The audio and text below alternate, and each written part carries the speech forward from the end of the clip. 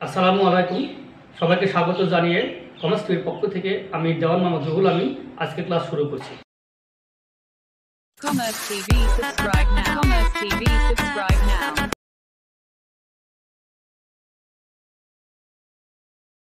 Commerce টিভির পক্ষ থেকে আমি দেওয়ান মোহাম্মদ রুহুল আমিন সবাইকে স্বাগত জানিয়ে আজকে ক্লাস শুরু করছি। আমি সর্বপ্রথমে অঙ্কটা পড়ে দিচ্ছি। লেখা রয়েছে কি, এ factory is currently running at 50% capacity and produced 10,000 units at a cost of টাকা 180 per unit as follows। অর্থাৎ 50% ক্যাপাসিটি অনুযায়ী 10,000 ইউনিট উৎপাদন করে এবং হলো প্রতি ইউনিট উৎপাদন ব্যয় হলো 180 টাকা, প্রতি ইউনিট কস্ট হলো 180 টাকা। তারপরে বলা হচ্ছে কি, ডান দিকে লক্ষ্য করো টাকা, বামে লেখা আছে ম্যাটেরিয়ালস কত 100 টাকা, ওয়েজেস 30 টাকা। তারপরে বলা আছে ফ্যাক্টরি ওভারহেড, লেখা আছে 30 টাকা রেট, ব্র্যাকেটে বলা আছে 40% ফিক্সড। তো শিক্ষার্থী বন্ধুরা মনে রাখতে হবে 40% যদি ফিক্সড হয় মানে স্থায়ী ব্যয় হয় তাহলে এই 30 টাকার কিন্তু আর 60% কিন্তু হলো ভেরিয়েবল কস্ট রয়েছে। অ্যাডমিনিস্ট্রেটিভ ওভারহেড, প্রশাসনিক উপরিব্যয় কত 20 টাকা রেট আছে, আর ব্র্যাকেটে বলা আছে 50% ফিক্সড। যদি 50% ফিক্সড হয় তাহলে কিন্তু আর 50% কি হবে, ভেরিয়েবল ওভারহেড হবে। তারপরে বলা হচ্ছে দি সেলিং প্রাইস ইজ টাকা 200 পার ইউনিট, প্রতি ইউনিটের বিক্রয় মূল্য হলো 200 টাকা। তারপরে বলা হচ্ছে যে at 60% capacity level material cost per unit increase by 2% and selling price per unit falls by 2%। অর্থাৎ বাংলাটা হলো এই, 60% যখন লেভেল ক্যাপাসিটিতে আসবে তখন ম্যাটেরিয়ালস কস্ট 2% বৃদ্ধি পাবে এবং সেই একই 60% যখন ক্যাপাসিটি লেভেলে আসবে তখন সেলিং প্রাইস 2% হ্রাস পাবে বা কমে যাবে। শিক্ষার্থী বন্ধু তারপরে কি বলে, তারপরে বলেছে অ্যাট 80% ক্যাপাসিটি লেভেল মানে 80% ক্যাপাসিটি লেভেল যদি হয় material cost per unit increase by 5%, 5% material cost per unit বৃদ্ধি পাবে and selling price per unit falls by 5%।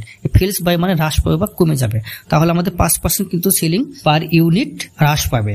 তারপরে নিচে বলা হয় prepare a marginal cost statement showing the total cost and profit for 3 capacity level. 3 capacity level মানে এখানে আমার 50% দেওয়া আছে এটা, আর অঙ্কে বলা আছে 60% এবং হলো 80% ক্যাপাসিটি লেভেলকে বোঝাচ্ছে। তারপরে বলা হয় give you comment on the profitability as thus level of performance. অর্থাৎ আমাদের একটা মন্তব্য দিতে হবে যে পারফরমেন্স কোনটার ভালো এবং কোনটা মুনাফা অর্জনটা ভালো। তাহলে আমাদের করতে হবে কিন্তু actually prepare marginal cost statement এবং সেখানে টোটাল কস্ট এবং প্রফিটটা দেখাইতে হবে, এটা বলেছে। তাহলে আমাদের অঙ্ক পড়া শেষ, এখন আমরা আসবো হলো অঙ্ক বিশ্লেষণে। অঙ্ক বিশ্লেষণ লক্ষ্য করো, আমি সুন্দর করে ডিসপ্লেতে সাংকেতিক চিহ্ন দিয়ে বুঝিয়ে দিয়েছি। উপরে কি লেখা রয়েছে দেখো, লেখা রয়েছে একটা চিহ্ন দেওয়া আছে এবং সেখানে বলা হচ্ছে কি লাল কলম দিয়ে 50% ক্যাপাসিটি 10,000 প্রোডাকশন ইউনিটস এবং হলো 180 কস্ট পার ইউনিট, এই লাইনে কিন্তু সেটাই বলা রয়েছে। তারপরে দেখো বাম দিকে সেলস প্রাইস কত 200। তারপরে আবার আসো হলো পরের লাইনে কি বলা আছে, ওই 60% ক্যাপাসিটি লেভেল বরাবর সবুজ কলম দিয়ে কি বলা আছে নিচে তীর চিহ্ন দিয়ে লক্ষ্য করে বলা আছে কি যে ম্যাটেরিয়াল কস্ট 60% ক্যাপাসিটিতে 2% বৃদ্ধি পাবে আর সেলিং প্রাইস 60% ক্যাপাসিটিতে 2% হ্রাস হবে। তারপরে চলে যাও ডান দিকে, দেখো ওই যে ফ্যাক্টরি ওভারহেড এবং অ্যাডমিনিস্ট্রেটিভ ওভারহেডে কি বলা ছিল 30 টাকা 20 টাকা রেটে ব্র্যাকেটে এফও মানে ফ্যাক্টরি ওভারহেড রেট সমান 30 মানে হলো ফিক্সড 40%। তারপরে বলা হচ্ছে কি প্লাস, তাহলে 40% যদি হয় তাহলে 100 মধ্যে থাকে কত 60%, তাহলে 60% হয় ভেরিয়েবল। তারপর দেখো নিচে লিখে দিছি অ্যাড ও ভি মানে কি অ্যাডমিনিস্ট্রেটিভ ওভারহেড কত রেটের 20 টাকা রেট, তাহলে ফিক্সড কত 50%, তাহলে 100 মধ্যে 50% চলে গেলে থাকে আর 50%, এর নাম হলো কি ভেরিয়েবল এক্সপেন্স বা ওভারহেড বা পরিবর্তনশীল উপরিব্যয়। এবার ডানে চলে যাও, দেখো লেখা রয়েছে কি এখানে তীর চিহ্ন দিয়ে সেলিং প্রাইস 80% ক্যাপাসিটিতে 5% হ্রাস পাবে সেটা বলা ছিল এবং ম্যাটেরিয়াল কস্ট 80% ক্যাপাসিটিতে 5% বৃদ্ধি পাবে সেটা কিন্তু বলা ছিল। তাহলে প্রদত্ত অঙ্কে আমরা সাংকেতিক চিহ্ন দিয়ে প্রত্যেকটা সুন্দর করে চিহ্নিত করলাম তোমাদের বোঝার সুবিধার্থে। আমি উপরে প্রশ্ন সেট করেছি আর নিচে দেখো লাল কলম দিয়ে লেখা আছে কি সলিউশন, এগুলো কিন্তু সমাধান। আচ্ছা, তাহলে এখন আমরা মূল সমাধানে চলে আসলাম। তাহলে দেখো এখানে ছকের ভিতরে কি নাম লেখা আছে ডিটেলস, তারপর লেখা আছে 50% ক্যাপাসিটি 10,000 ইউনিট, এই প্রদত্ত অঙ্কে কিন্তু সেটা বলাই ছিল। তারপরে বলা হচ্ছে পার ইউনিট, তারপরে টোটাল, তারপরে চলে যাও 60% ক্যাপাসিটি, এটা অঙ্কে বলাই ছিল। আর 12,000 ইউনিট এটা কিন্তু বলা ছিল না, এটা আমাদের বের করে নিতে হবে।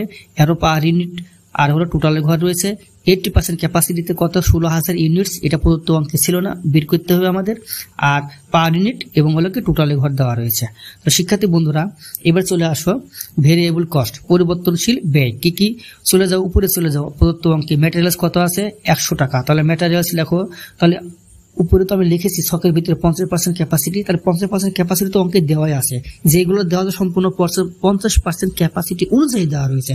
তাহলে 50% ক্যাপাসিটিতে আমরা এগুলো সরাসরি হুবহু শো করবো।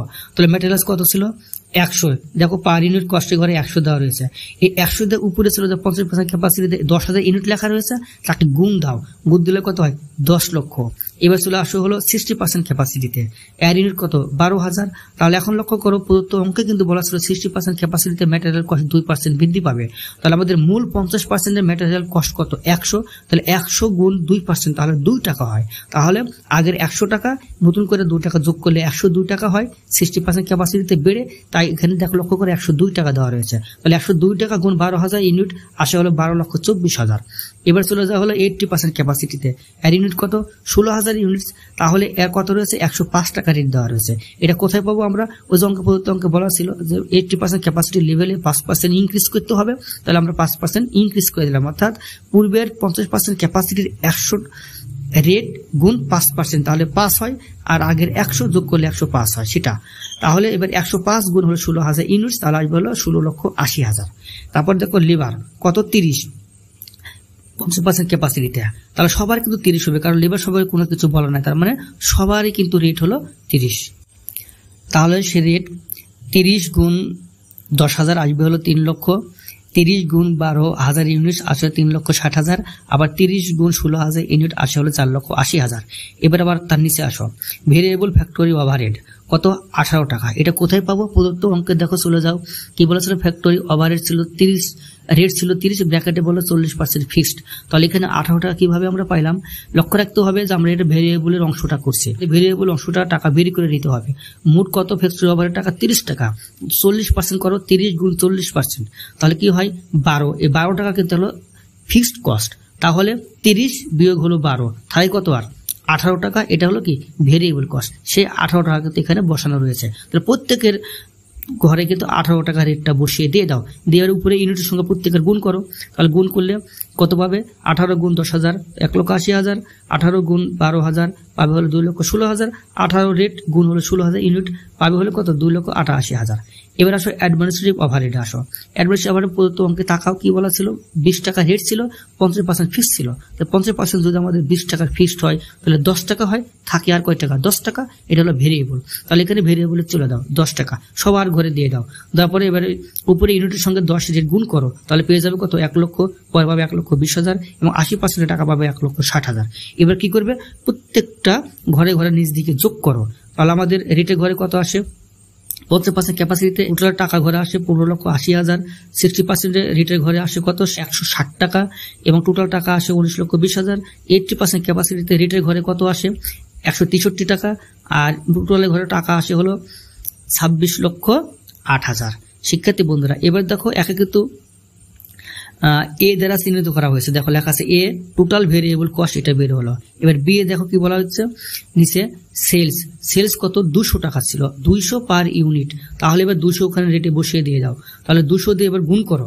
এই 200 কিন্তু হলো আমার কত 200 হলো 50% ক্যাপাসিটি অনুযায়ী, তাহলে এই 200 গুণ হলো 10,000 ইউনিটস, তাহলে আসে হলো 20 লক্ষ। এবার তার ডানে চলে যাও 60% ক্যাপাসিটিতে। 60% ক্যাপাসিটিতে তোমার অঙ্কে বলা ছিল কি 60% ক্যাপাসিটিতে গেলে কি করতে হবে, সেলস ফেলস বাই 2% হ্রাস কমাতে হবে। তাহলে তোমার 200 গুণ 2%, তাহলে কত হয় 4 টাকা। এবার কি করবে 200 বিয়োগ 4 টাকা, তাহলে আসো কত 196 টাকা। সেই 196 রেট কিন্তু এবার 60% ক্যাপাসিটিতে রেট বসাও, দিয়ে 196 গুণ 12,000 ইউনিটস আসলে 30,52,000।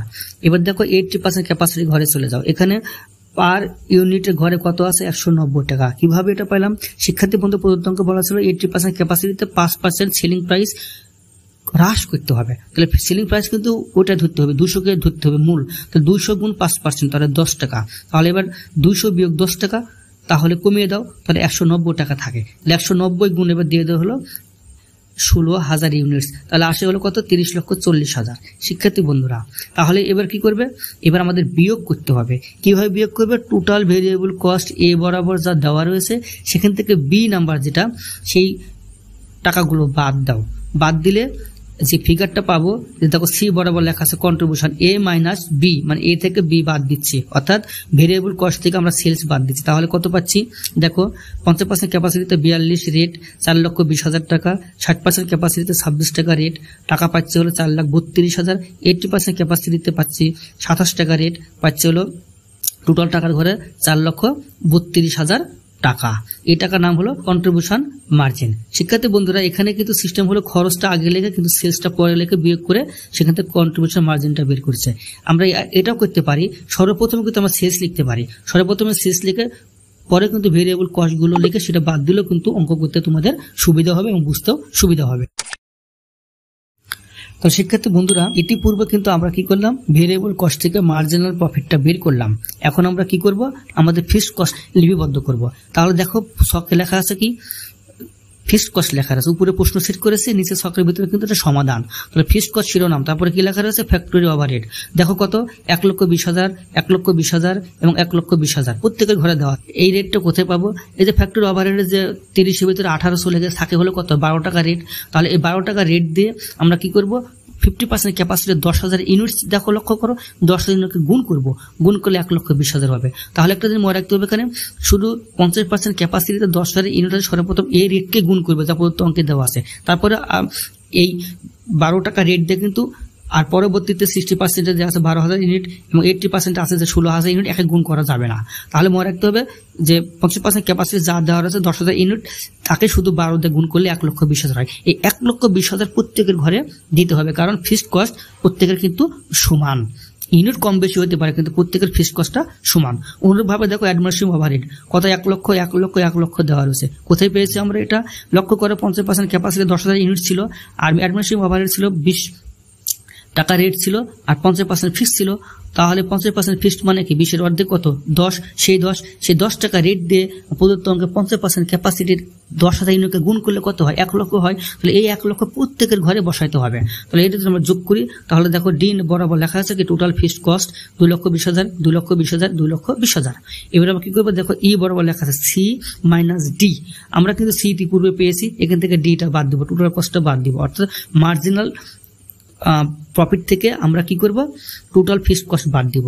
বাদ দিলে আমরা পাই 50% ক্যাপাসিটিতে 2 লক্ষ, 60% ক্যাপাসিটি 2,12,000, আর 80% ক্যাপাসিটি পাই হলো 2,12,000। তাহলে শিক্ষার্থী বন্ধুরা, এর নাম হলো কিন্তু প্রফিট আমাদের বের হয়ে গেছে। তাহলে এবার লক্ষ্য করো, প্রদত্ত অঙ্ক অনুযায়ী কিন্তু উত্তর আমাদের হয়ে গেছে। আর নিচে দেখো বলা আছে percentage of profit on sales, অর্থাৎ কত পার্সেন্ট প্রফিটটা হয় বিক্রয়ের। দেখো সূত্র হলো কি, প্রফিট ভাগ সেলস ইন্টু হলো 100।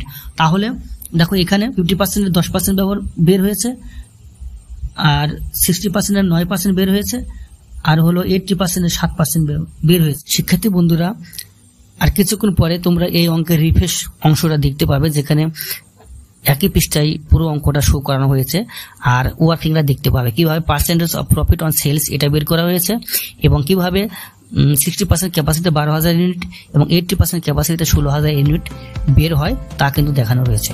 সবাইকে অসংখ্য